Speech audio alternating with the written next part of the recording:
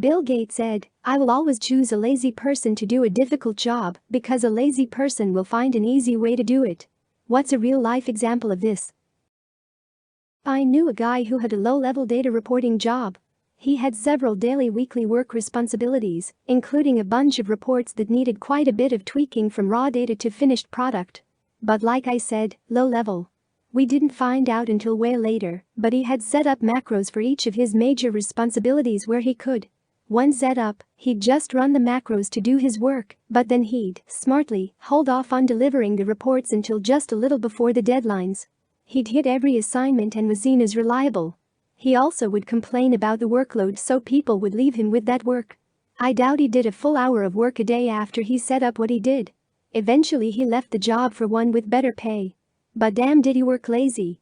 Also, he was smart not to reveal until the end, because had he told them about it, he would have gotten a pat on the back and would have been given a whole other workload on top of maintaining those macros etc. Dude milked the job, not the other way around. My brother gave my oldest nephew $10 a week if he did all his chores without needing to be told or complaining. One day he gets home early from work and sees the neighbor kid tossing a bag in the trash. He asks him what he is doing, and the kid says he gets $5 a week to take care of a few chores.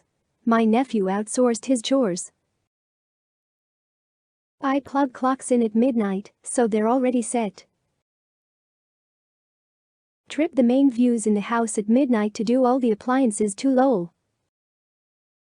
An older company had a person dedicated to data entry, which boiled down to copying and pasting portions of data from text files into spreadsheet and formatting into a report. The person originally doing this job spent a full 40+ hours week doing it, but was not very computer literate. When they retired, the company hired someone with actual skills. The new hire convinced management to let her work remotely after getting up to speed on the job. The first week at home was spent automating the entire job. The remainder of their multi-year tenure with the company was spent doing whatever they wanted, save the 10 to 15 minutes weekly to run their program and to answer the odd email here and there. All while getting paid full salary and benefits. They actually had to add in a few errors now and then to make it seem realistic. I worked goods in for an aircraft manufacturer as a summer job at university. Parts would arrive, we'd open them and key in all the details into a terminal. That bit was long-winded. I discovered the terminal keyboard has assignable shortcuts and set up a bunch of them for all the boilerplate such that keying in an item was about 6 keystrokes. Saved myself and my workmate hours every day, which we would spend pranking each other, other warehouse staff and staff at other sites. I'm doing it right now, automated data cleaning in Python. My coworkers don't know about it, so something that takes me 10 minutes at most takes them 2 hours. There's a repo on GitHub containing code based on scripts that were used by a tech employee that his coworkers discovered after he left the company. Here's a summary of his shenanigans. Edit. Repo code is based on the story, not actually from this person XXX. Okay, so, our build engineer has left for another company. The dude was literally living inside the terminal. You know, that type of a guy who loves Vim, creates diagrams in Dot and writes wiki posts in Markdown. If anything requires more than 90 seconds of his time, he writes a script to automate that. XXX. So we're sitting here, looking through his, legacy XXX. You're gonna love this XXX. Smack my bitch up. Sends a text message late at work to his wife, apparently. Automatically picks reasons from an array of strings, randomly. Runs inside a cron job. The job fires if there are active SSH sessions on the server after 9 p.m. with his login. XXX. Kumar asshole.sh scans the inbox for emails from Kumar, a DBA at our clients. Looks for keywords like help, trouble, sorry etc. If keywords are found, the script sheds into the client server and rolls back the staging database to the latest backup. Then sends a reply, no worries mate, be careful next time. XXX. Hangover.sh, another cron job that is set to specific dates. Sends automated emails like not feeling well, gonna work from home etc. Adds a random reason from another predefined array of strings. Fires if there are no interactive sessions on the server at 8:45 a.m. XXX. And the Oscar goes to fucking coffee.sh. This one waits exactly 17 seconds, then opens a telnet session to our coffee machine, We had no frickin' idea the coffee machine is on the network, runs Linux and has a TCP socket up and running, and sends something like size brew. Turns out this thing starts brewing a mid-sized half-calf lat and waits another 24 seconds before pouring it into a cup. The timing is exactly how long it takes to walk to the machine from the dude's desk. XXX. Holy SHT, I'm keeping those. Years ago as a student I got a job stocking shelves. Guys were carrying the heavy boxes, put them on the floor, and bend each time to pick up the items to put on the shelves. I was maybe a light 100 pounds woman, and carrying the boxes was just killing me physically. So one day I had an idea. I put the box on an old desk chair and rolled it around. No more carrying and no more bending. Funny thing is that, instead of doing the same thing, most of the guys called me lazy and kept carrying the heavy boxes. Just to prove how strong they were. Now they have special rolling carts to do the job. An engineer spent hours developing a program so they could start the coffee pot from their desk and not have to wait for coffee when arriving in the break room. Every year in the Canadian winter, power lines would fail due to the weight of the snow. It took many days to build up enough to break a line, so they employed a team to walk the routes and shake the poles to loosen the snow. One day they saw a bear shaking the poles and realized that if they could get the bear to do it, they wouldn't need to walk the route. So they gave one guy a bucket of honey, and he'd walk the route painting the sides of the poles with honey to attract the bears. It worked for a few more years, but this still takes a lot of time to do. So then they had the idea of flying a helicopter along the route with a trained sniper with honey paintballs that he'd shoot the poles with. On its maiden flight the helicopter passed the lines, and the downdraft blew away all of the snow. The flights continue to this day but without the sniper.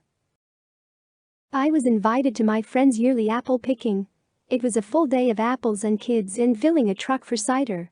I'm lazy and suggested we make the process more efficient with tarps on the ground. We managed in 2 hours what historically took all day.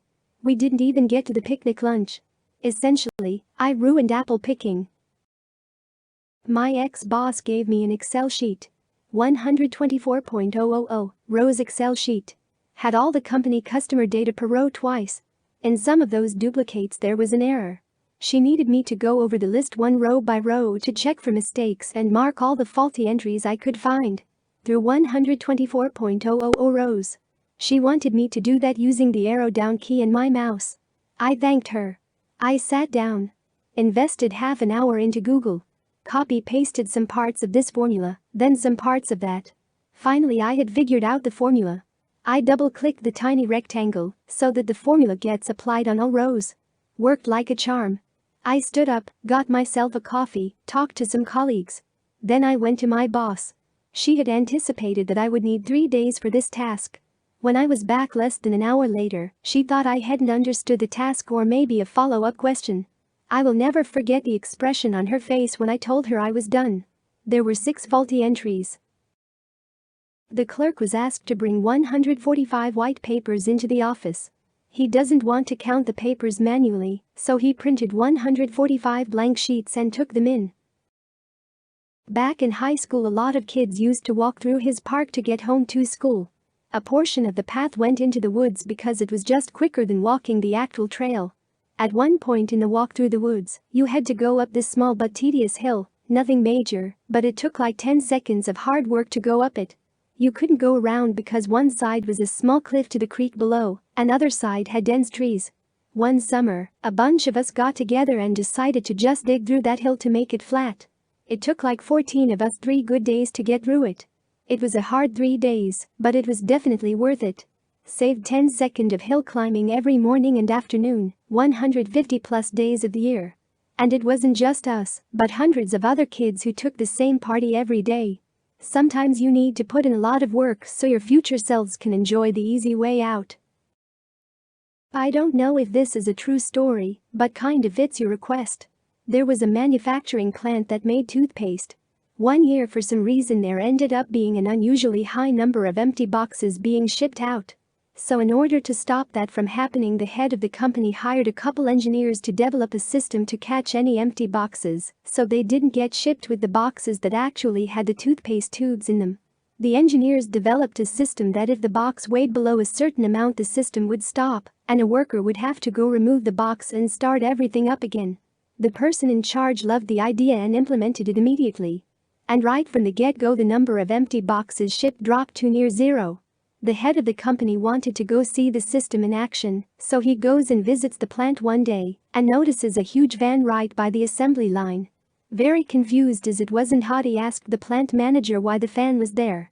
The plant manager said the workers were tired of stopping what they were doing to remove an empty box, so they just hooked up a fan to blow the empty boxes off the scale before the system recognized it was empty and shut everything off.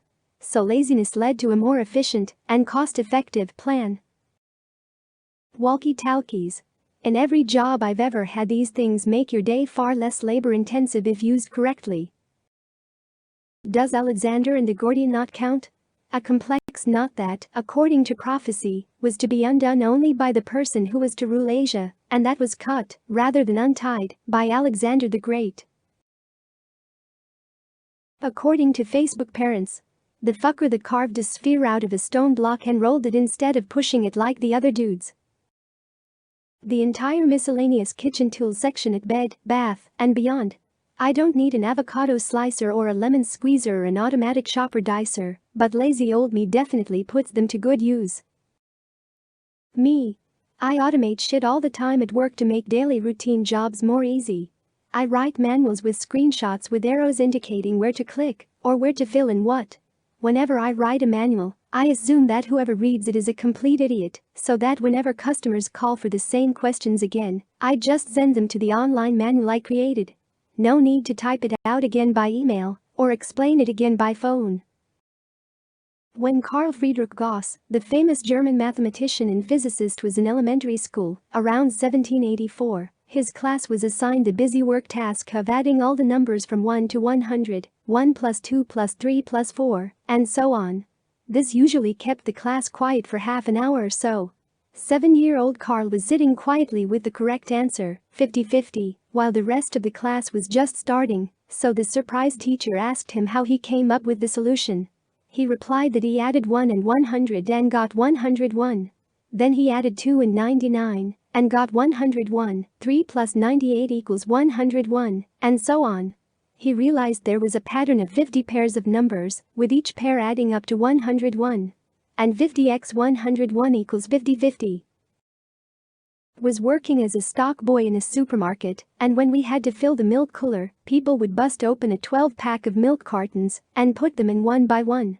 On my first day I just placed the 12-pack in the cooler and cut the plastic off on one side with my box cutter and yanked it from under it, and the look of the store manager and the other employee who was training me was pure bewilderment. From that day everyone did it my way. I had to carry groceries into the house when I was a kid. I didn't want to make multiple trips, so I tied several bags to the belt loops on my pants to do it in one trip. Please like, share and subscribe.